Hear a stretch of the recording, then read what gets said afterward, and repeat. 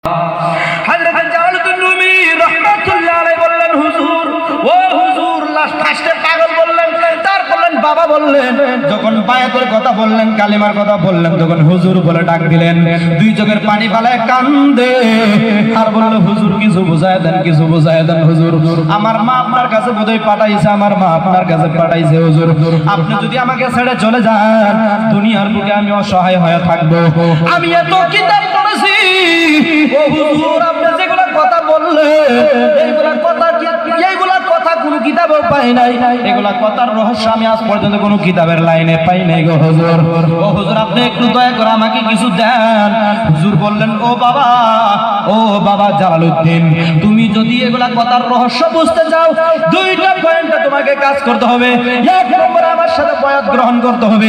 দ্বিতীয় নম্বরে কোন কালেমা তুমি পড়েছো ওই কালেমা আমাকে শোনাইতে হবে।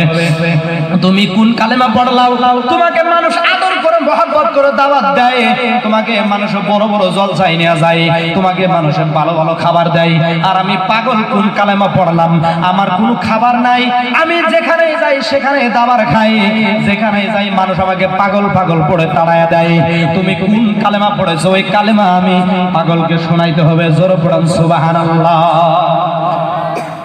হযরত জালালউদ্দিন রুমি রাহমাতুল্লাহ আলাইহি বলেন, হুজুর, ও হুজুর,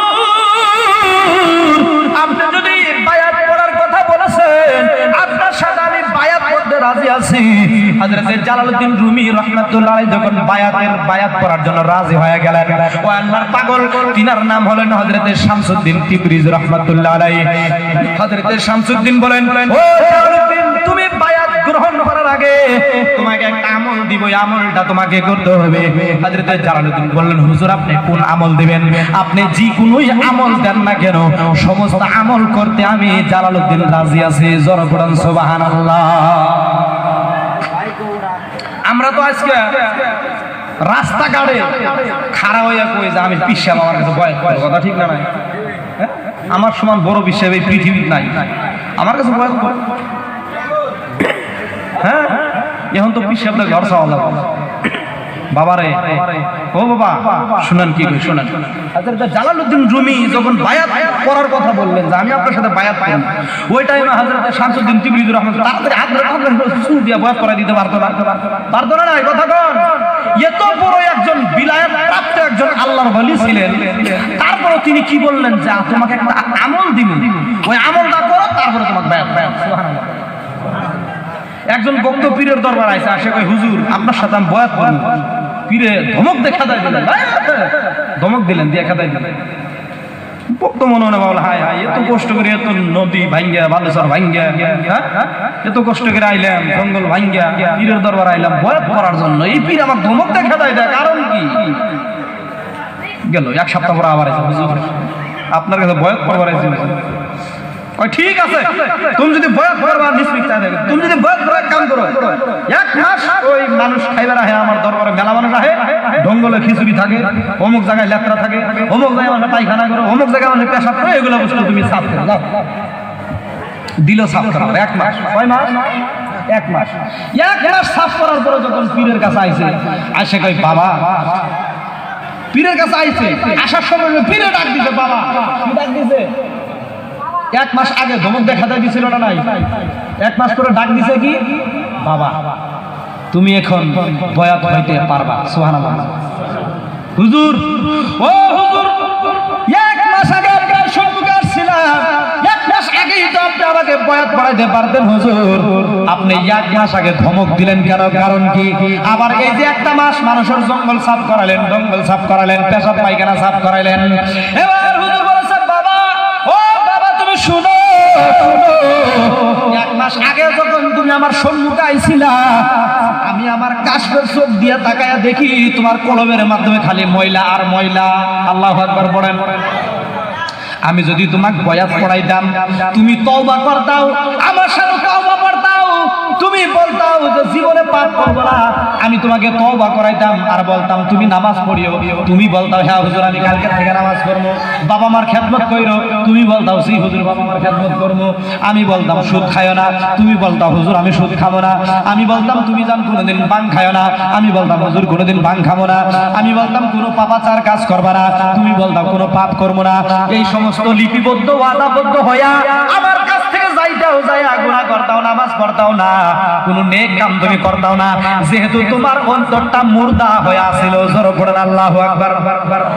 যেহেতু তোমার কলব মুর্দা ছিল, এই জন্য তোমাকে বয়াত পড়াইতে পারি নাই, আমি তোমাকে ওয়াদা করাইতে পারি নাই। বয়াত মানেই ওয়াদা করানি, কথা বলেন ঠিক কিনা? বয়াত মানেই ওয়াদা করাইয়া ওই মানুষটাকে আপনার দামানের মাধ্যমে নিয়ে আসা। হ্যাঁ, এটা হলো বয়াতের ইস্তিলাহি মানা। আর লব্বি মানা হলো বয়াত মানে বিক্রি করে দেওয়া। বয়াত মানে নিজেকে বিক্রি করে দেওয়া, এটা হলো লব্বি মানা, ওয়ার্ড মিনিং যাকে বলা হয়। আর ইস্তিলাহি মানা হলো বয়াত মানে কি পীরের হাতে হাত লাগা, সমস্ত পাপ সমস্ত নিকৃষ্ট কাজ থেকে দূরে থাকার নাম হলো বয়াত। সমস্ত নিকৃষ্ট কাজ থেকে দূরে থাকার নাম হলো কি বয়াত। বয়াত কি খালি আমরাই পড়ে নাকি? নবীও বয়াত পড়ে, সুবহানাল্লাহ পড়ে। একজন সাহাবী নবীর দরবারে আসলেন, ইয়া রাসূলুল্লাহ, ইয়া রাসূলুল্লাহ হুজুর আমাকে কালিমা পড়ান, কালিমা পড়ে মুসলমান বানান।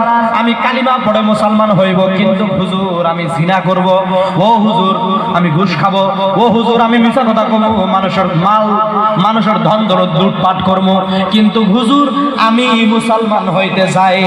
জোরে পড়ুন সুবহানাল্লাহ। আমার নবী রাহমাতুল্লাহ আলাইহি বললেন, ও আল্লাহর বান্দা তুমি সব করবা, খালি একটা কাম করবা না।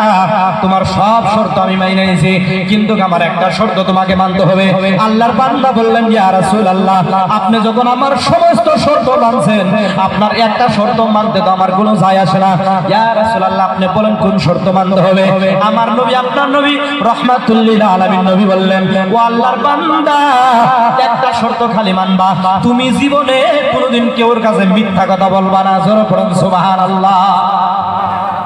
ওই আল্লাহর বান্দা বলেন, হুজুর ঠিক আছে আমি জীবনে কোনোদিন মিথ্যা কথা বলবো না। এই কথা বলে আল্লাহর নবীর হাতে হাত রেখে তিনি বায়াত গ্রহণ করলেন। তিনি চলে গেলেন রাতের বেলায় চুরি করার জন্য।